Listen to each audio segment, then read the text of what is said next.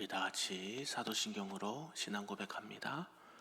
전능하사 천지를 만드신 하나님 아버지를 내가 믿사오며 그 외아들 우리 주 예수 그리스도를 믿사오니 이는 성령으로 잉태하사 동정녀 마리아에게 나시고 본디오 빌라도에게 고난을 받으사 십자가에 못 박혀 죽으시고 장사한 지 사흘 만에 죽은 자 가운데서 다시 살아나시며 하늘에 오르사 전능하신 하나님 우편에 앉아 계시다가 저리로서 산자와 죽은 자를 심판하러 오시리라.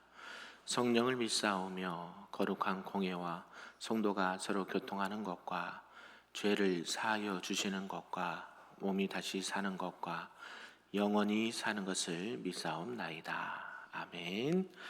다 같이 찬송 263장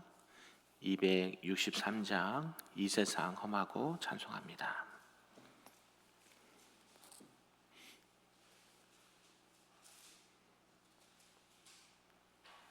찬양합니다. 이 세상 험하고 나 비록 약하나 늘 기도 힘쓰면 큰 권능 얻겠네. 주의 은혜로 대속받아서 비와 같이 붉은 죄는 같이 이겠네. 주님의 권능은 한없이 크오니 돌 같은 내 마음 곧 녹여주소서. 주의 은혜로 대속받아서 비와 같이 붉은 죄는 같이 이겠네.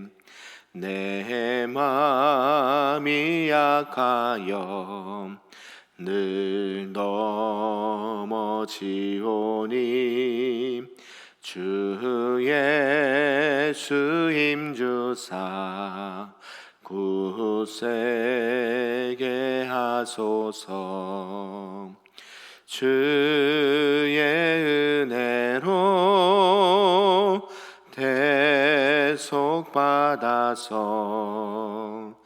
비와 같이 붉은 죄는 같이 이겠네. 죄 사함 받은 후 새 사람 되어서 주 앞에 서는 날 늘 찬송하겠네. 주의 은혜로 대속받아서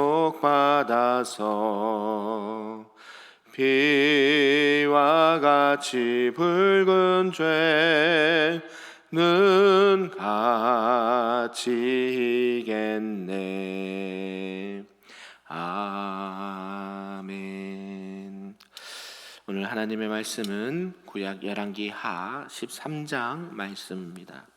구약 583쪽에 나와 있습니다. 열왕기 하 13장 말씀입니다.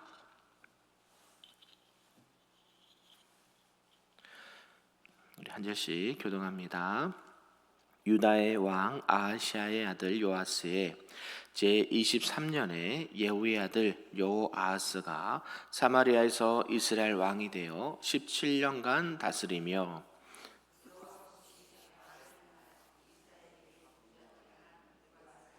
여로보암의 죄를 따라가고 거기서 떠나지 아니하였으므로 여호와께서 이스라엘에게 노하사 늘 아람 왕 하사엘의 손과 그의 아들 벳하닷의 손에 넘기셨더니 아람 왕이 이스라엘을 학대함으로 여호아스가 여호와께 간구하매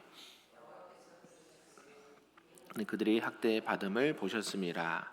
여호와께서 이에 구원자를 이스라엘에게 주심에 이스라엘 자손이 아람 사람의 손에서 벗어나 전과 같이 자기 장막에 거하였으나 죄에서 떠나지 아니하고 그 안에서 따라 행하며 또 사마리아의 아사라 목상을 그냥 두었더라. 아람 왕이 여호아하스의 백성을 멸절하여 타작마당에 티끌같이 되게 하고 마병 50명과 병거 10대와 보병 10,000명 외에는 여호아하스에게 남겨두지 아니하였더라. 여호아하스의 남은 사적과 행한 모든 일과 그의 업적은 이스라엘 왕 역대지락에 기록되지 아니하였느냐. 여호아하스가 그의 조상들과 함께 잠에 사마리아에 장사되고 그 아들 요아스가 대신하여 왕이 되니라.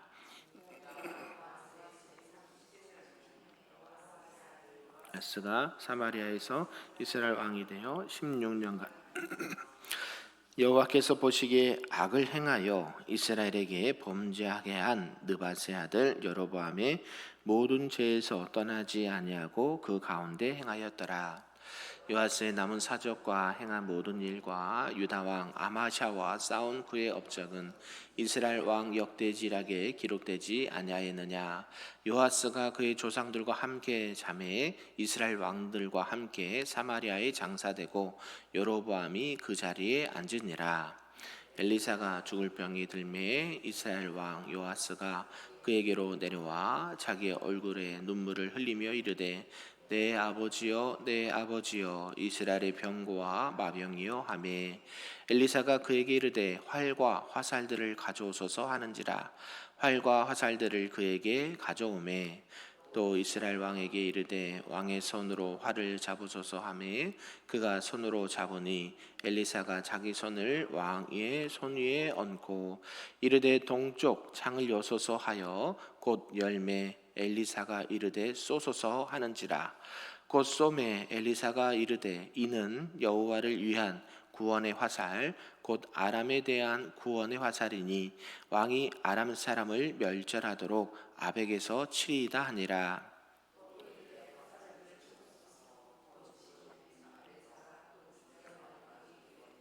당을 치고 그친지라. 하나님의 사람이 노하여 이르되 왕이 대 6번을 칠 것이니이다. 그리하였더면 왕이 아람을 진멸하기까지 쳤으리이다. 그런즉 이제는 왕이 아람을 3번만 치리이다 하니라. 엘리사가 죽으니 그를 장사하였고 해가 바뀜에 모압 도적대들이 그 땅에 온지라. 마침 사람을 장사하는 자들이 그 도적대를 보고 그의 시체를 엘리사의 묘실에 들이 던짐에 시체가 엘리사의 뼈에 닿자 곧 회생하여 일어섰더라. 여호아스 왕의 시대에 아람 왕 하사엘이 항상 이스라엘을 학대하였으나 여호와께서 아브라함과 이삭과 야곱과 더불어 세우신 언약 때문에 이스라엘에게 은혜를 베풀며 그들을 불쌍히 여기시며 돌보사 멸하기를 즐겨하지 아니하시고 이때까지 자기 앞에서 쫓아내지 아니하셨더라. 아람의 왕 하사엘이 죽고 그의 아들 벳하닷이 대신하여 왕이 되매 같이 있습니다. 요아스의 아들 요아스가 하사엘의 아들 벳하닷의 손에서 성읍을 다시 빼앗으니 이 성읍들은 자기 부친 요아스가 전쟁 중에 빼앗겼던 것이라. 요아스가 벳하닷을 3번 쳐서 무찌르고 이스라엘 성읍들을 회복하였더라. 아멘. 할렐루야. 오늘 주일 새벽에도 하나님의 크신 은혜가 우리 모두에게 있기를 주님의 이름으로 축복합니다. 아멘. 네, 오늘은 이제 열왕기하 13장 말씀인데요. 네, 요아스 왕과 또 요아스 왕이 통치하는 장면들을 말씀을 하고 있습니다. 특별히 이제 13장의 말씀은요, 북이스라엘 예후 왕가의 후대 왕 또 곧 요아스와 요아스 통치에 대해서 말씀하고 있고 또 위대한 예언자였고 또 선지자였던 엘리사의 마지막 예언과 그의 죽음에 관해서 기록을 함께 하고 있습니다. 내용을 좀 구분해 보면요, 9절까지는 요아스의 행적을 말하고 있고요, 또 10절에서 13절까지는 요아스의 행적에 대해서 말씀하고 있고, 또 14절에서 19절까지는 또 엘리사와 요아스에 대해서 말하고, 20절과 21절은 엘리사의 죽음과 기적을 말하고, 마지막으로 22절에서 끝절까지는 이제 엘리사의 예언이 그대로 성취되었다라고 말씀을 하고 있습니다. 특별히 오늘 말씀 중에는 이제 여호아스가 기도했다라는 기록이 되어 있는데요, 하나님께서 붙드셨다라는 표현이 있습니다. 그의 이름에서 나타난 뜻에서 볼 수 있듯이 여호와께서 그의 기도를 들으시고 또 지금까지 그 하나님의 언약들, 또 아브라함과 이삭과 야곱과 했던 그 선조들의 언약을 또 기억하셔서 이스라엘에게 은혜를 베푸셨고, 또 그들을 멸하기를 즐겨 아니하시고 엘리사를 보내주셨다라고 말씀을 함께 하고 있습니다. 오늘 본문의 배경, 여러분이 헷갈릴 수도 있는데요, 계속 어떤 때는 북이스라엘을 얘기했다가 어떤 때는 남유다를 얘기했다가 어떤 때는 같이 얘기했다가 이 사람이 이 사람 같고 저 사람이 저 사람 같고, 저도 헷갈립니다. 여러분도 잘 분별해서 들으시길 바랍니다. 유다에서 이제 이스라엘로, 남유다에서 북이스라엘로 또 전환이 됩니다. 예후의 아들인 요아스와 또 손자인 요아스의 통치에 대해서 말씀을 하고 있습니다. 또한 이제 엘리사의 마지막 예언도 죽음도 함께 말하고 있죠. 이 북이스라엘은요, 이제 여로보암 이후에 끊임없이 우상 숭배에 전념을 했다라는 것이죠. 여로보암 누구의 아들입니까? 갑자기 물어보니까 당황스럽죠. 솔로몬이 죽은 이후에 여로보암은 북이스라엘, 르호보암은 남유다. 그렇게 해서 나라가 분열되거든요. 그러니까 지금 처음부터 다시 이야기를 하고 있는 거죠. 이 여로보암 이후에 끊임없이 우상을 숭배했다라는 것이고, 결국 하나님의 징계는 계속해서 이어지게 되었다라는 것입니다.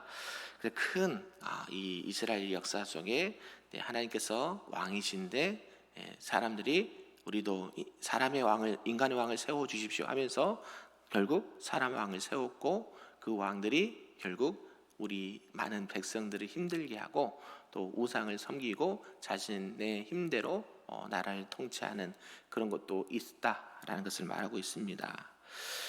그러면서 이제 하나님께서 진정한 우리들의 왕이시다라는 것을 끊임없이 징계도 하시고 권면도 하시고 기도하면 용서도 해주시면서 너희들을 구원할 진정한 왕은 나밖에 없다라는 것을 주님 오실 때까지 계속 하십니다. 뭐 그것뿐만 아니죠. 계속해서 이스라엘의 이 말라기까지 계속돼서 반복되는 이 이스라엘의 역사가 이런 큰 구속의 역사에서 빗나가지 않습니다. 선지자들도 외쳤던 게 뭡니까? 여호와께 돌아와라. 말씀으로 돌아가자. 개혁을 일으키고 우상의 신당들을 타파하고 다시 또 범죄하면 또 하나님이 또 징계하시고, 언제까지 가요? 말라기까지 가거든요. 그러면서 도저히 사람들 왕으로는 구원할 수가 없다. 누구를 보내세요? 선지자들을 통해서 예언한 예수 그리스도를 이 땅에 메시아를 보내셔서 전 인류를 구원하시는 하나님의 은혜가 있다라는 것이죠. 이처럼 이제 북이스라엘도 여로보암 이후에 끊임없이 우상을 섬겼습니다. 그러면서 계속 징계를 계속해서 하나님께서 이어가시는데요, 하나님은 이제 아람 왕 하사엘을 통해서 심판의 도구로 삼으셨으나 이 요아스가 아까 기도했다 그랬죠. 하나님께 간절히 도와주옵소서, 또 자신의 죄를 회개하고 또 하나님 앞에 도움을 간청했을 때에 하나님께서는 또 뜻을 돌이키셔서 이스라엘을 아람으로부터 구원해 내셨다라는 것입니다. 이런 전체 내용을 통해서 오늘 말씀 몇 가지로 좀 보도록 하겠습니다. 그 첫 번째는 이제 여호아스의 통치입니다. 이제 예후 왕이 죽게 되자 그의 아들인 이제 요아스가 북이스라엘을 통치하기 시작합니다. 이때 남유다에서는 지금 요아스가 23년째 통치하고 있었다라는 것이죠. 그러니까 요아스가 통치하기 시작할 때는 남유다의 왕이 요아스였다 말하고요. 요아스가 이제 17년 이 제의 기간 동안 여로보암이 행한 우상 숭배를 그대로 이어서 하고 있었다라고 말합니다. 결국 하나님은 이에 대해서 진노하시고 이스라엘을 이제 아람이 이렇게 쳐들어와서 다스리도록 이렇게 그들을 징계하도록 섭리하셨습니다. 따라서 이제 이스라엘은 이제 아람의 하사엘과 이 벳 하닷의 지배를 받게 되었다라는 것이죠. 이렇게 아람의 학대에 견디지 못한 요아스가 여호와 하나님께 구원해 달라고, 우리를 제발 살려 달라고 간청을 합니다. 그러면서 하나님께서는 이 간구에, 이 기도에 응답하셔서 구원자를 보내 주십니다. 이 구원자 누구일까요? 누구인지는 불분명하지만 그때 당시에 활동했던 선지자가 누굽니까? 엘리사, 능력의 종이었던 엘리사일 수도 있고요. 혹은 BC 800년경에 아람의 하사엘을 무너뜨린 아수르의 아닷니다리라는 사람 3세일 것이다라고 학자들은 말하는 분도 있습니다. 결국 어찌됐건 왜 이 아수르 사람이라고 하냐면 결국 북이스라엘은 아수르의 멸망을 하게 되거든요. 그 중간에 여러 가지 일들이 발생을 합니다. 결국 이스라엘은 이제 하나님께서 이 기도를 들으시고 은혜를 베푸셔서 아람의 손에서 이제 벗어나 평화를 찾게 됩니다. 이제 그러면 어떻게 해야 될까요? 하나님께서 이 아람의 손에서 건져 주었으면 우리 같으면 어떻게 할까요? 네, 다시는 우상 보지 않겠습니다. 다시는 하나님 떠나지 않겠습니다. 할렐루야. 그렇게 하면 참 좋은데요. 그렇지 못했다라는 것이죠. 하나님 은혜에 크게 감사하지도 못했고요. 우상 숭배한 죄를 회개하지도 않았다라는 것이죠. 이게 우리의 연약함 아닐까요? 네, 하나님 이것만 들어주시면, 이 문제만 해결해 주시면 하나님, 내가 하나님만 철저히 믿고 사랑하겠습니다 라고는 하지만 돌아서면 언제 그랬냐듯이 우리는 또 하나님의 마음을 아프게 할 때가 있다라는 것이죠. 자, 안타까운 것 같아요. 이스라엘의 역사, 남유다의 역사, 우리의 인생의 역사도 하나님께서 모든 것이 하나님의 은혜인데 이것을 잊어버리거나 아니면 일부러 잊은 척을 하거나 아니면 알면서도 모른 척 하거나 라는 것이죠. 우리가 신앙생활 할 때에 늘 하나님의 은혜를 기억하시고 늘 감사하시고 우상을 버리시고 하나님만을 섬기시는 저와 여러분 되기를 주님의 이름으로 간곡히 부탁드립니다. 아멘. 그러면서 이제 구원자를 보내신 이 은혜에 감사하거나 죄를 회개하지도 않은 이스라엘의 평화는 오래되었을까요? 오래되지 않았을까요? 당연하죠. 오래가지 못하죠. 잠시 평화를 누리고 다시 한번 이 아람 왕이 이스라엘을 공격해서 진멸하였습니다. 결국 여호아스도 쓸쓸하게 죽게 되고요. 사마리아에 묻혔고 이제 그의 아들 요아스가 왕위에 올라가게 되었다라고 말합니다. 그래서 이제 두 번째가 이제 요아스의 통치가 되겠습니다. 요아스, 아버지가 통치하고 그렇게 어려움을 당하고 죽어서 본인이 이제 왕이 되었습니다. 그는 이제 16년 동안 이스라엘을 통치했는데요. 5년째 된 해부터 그의 아들 여로보암 2세와 함께 나라를 다스렸다랍니다. 요아스도 또 앞에 선왕들과 마찬가지로 우상 숭배 범죄에서 떠나지 못했다라는 것이죠. 결국 그 또한 악한 왕이었다라는 이 큰 범죄에서 벗어나지 못합니다. 북이스라엘과 또 남유다의 통틀어서 성경에서 보면 여러 왕들이 나오는데 착하다, 선하다 그런 왕들이 그리 많지 않아요. 히스기야 정도 한두 명밖에 없어요. 결국 그 선조 때부터 늘 하나님 앞에 반역하고 하나님이 그렇게 싫어한 우상의 모든 것들을 버리지 못하는 것을 보게 돼요. 참 안타깝죠. 우리가 신앙도 계승된다고 그러잖아요. 우리도 믿음이 자녀들에게 흘러가는데 우상 숭배하는 것도 마찬가지인 것 같아요. 왜요? 보고 배우는 게 고고 보고 잘하거든요. 그러니까 이 보는 게 또 생활하는 게 이게 쉬운 게 아닙니다. 그냥 그럴 수 있다라고 하는데요. 쉽게 못 버린 거죠. 왜요? 우리도 예전에 그렇지 않습니까? 이 유교와 이 불교와 이 제사의 문화에서 기독교로 처음 개종했을 때 그게 쉽지 않죠. 왜요? 이게 절을 안 하면 이상한 것 같거든요. 절을 안 하면 되게 막 뭐 하는 것 같거든요. 막 조상님들을 아니면 이런 부모님들에게 불효한 것 같은 그런 마음이 들거든요. 마찬가지예요. 이들도 어려서부터 그 늘 봐왔던 우상 숭배의 모습을 버리지 못했다라는 것입니다. 이제 이러면서 이제 엘리사가 나오는데요. 이제 엘리사가 이제 병이 들었다, 죽음을 임박했다라고 말하고요. 그렇게 이제 엘리사를 존경했던 요아스가 병문안 차 왔고요. 또 이 요아스는 엘리사에게 이제 하나님의 사람, 하나님의 능력의 사람이라는 것을 잘 알고 믿고 있었다라는 것입니다.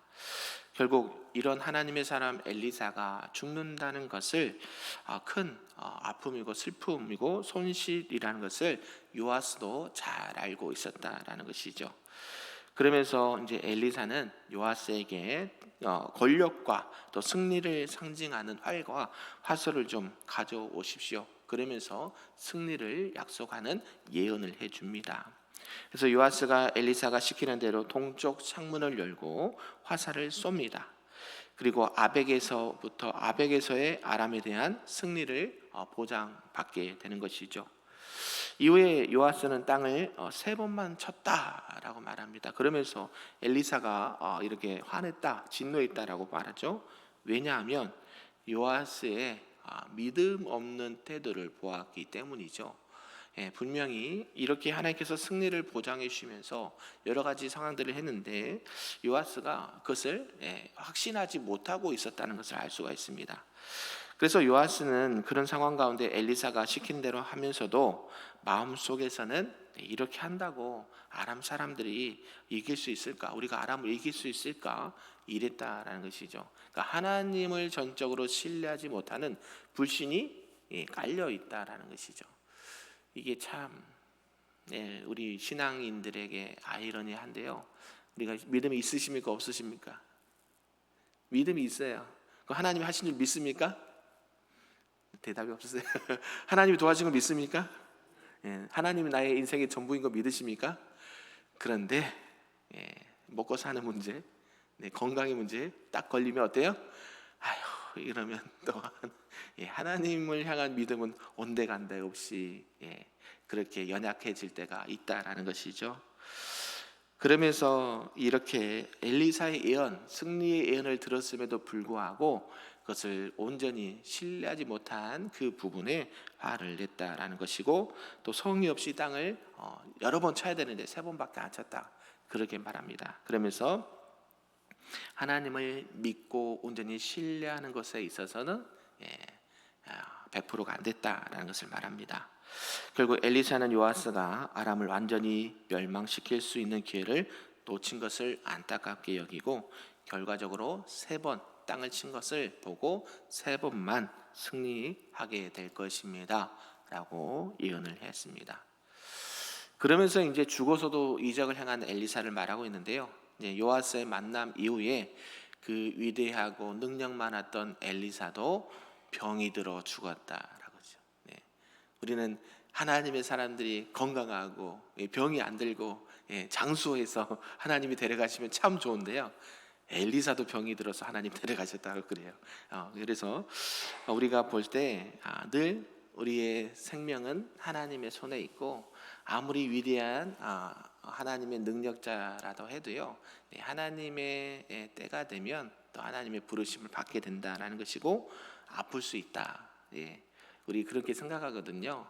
아무리 훌륭한 분들도, 아무리 능력의 종들도 아플 수 있고 병들 수 있고, 또 하나님의 때가 되면 언제든지 이렇게 불려가실 수 있다라는 것을 보게 됩니다. 그러면서 이 엘리사는요, 앞 왕 때부터 요아스 때까지 약 55년간 활동을 합니다. 그리고 이제 하나님의 부르심을 받았죠. 그리고 엘리사는 당시의 관습대로 동굴이나 바위를 깎아 만든 무덤에 장사되었다라는 것입니다. 그래도 죽었으니까 이제 끝났잖아요. 근데 죽어서도 능력을 행한 것을 보게 되는데요. 어느 날 사람들이 몇 명이 엘리사의 무덤 근처에서 한 시체를 매장하려고 준비하던 중에 이때 모압의 강도떼가 들이닥쳤습니다. 이들은 광야에서 살기에 먹을 것이 항상 부족했기 때문에 이렇게 쳐들어왔다는 것이죠. 그래서 이스라엘 추수기가 되면 그들이 갑자기 나타나서 닥치는 대로 약탈을 했습니다. 그래서 시체를 매장하려던 그 사람들은 몸을 급하게 피해야만 했습니다.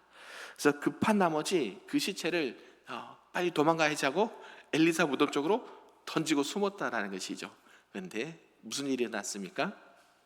놀랍게도 엘리사의 무덤에 시신이 닿은 그 시체가 즉시 살아나게 되었다. 이 광경을 사람들이 목격을 했고 이 사실이 금방 사방에 퍼지게 되었죠.